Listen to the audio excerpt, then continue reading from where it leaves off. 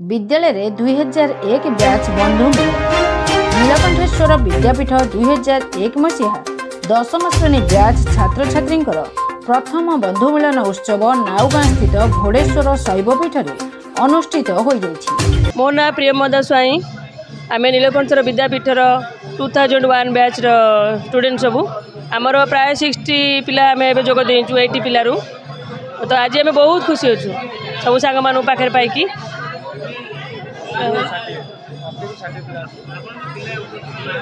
आमर 20 पिला ना कार सब कही कार कौन असुविधा जो आसपार ना नेक्स्ट टाइम देखा करूँ जमी 80 पिलू 80 पिला आम रही चेष्टा करूँ। आम आज बहुत खुशी कहीं आम एत दिन पर प्रोग्राम आज आम बहुत अच्छी एवं तो स्टार्ट है कि आगू को अच्छे देखिए आप रही देखिए एथिरे प्रत्येक छात्र छात्री तत्वावधान में अनुष्ठित होता।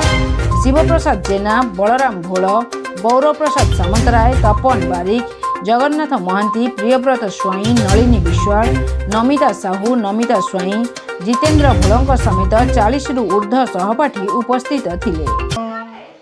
मोर सर्वप्रथम मोर प्रथम गुरु मो पितामाता पाद तले प्रणाम।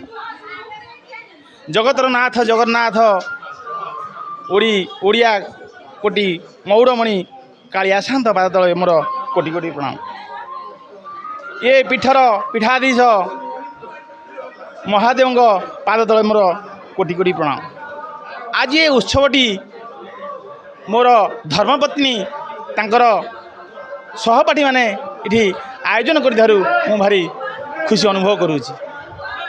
मोर धर्मपत्नी तांकर सहयोगी मित्रे मु तो क्या जानी जहाँ शिव बाबू लिटू बाबू एमानकर सहयोग ए उत्सवटी बहुत साफल्य मंडित करा जायछि।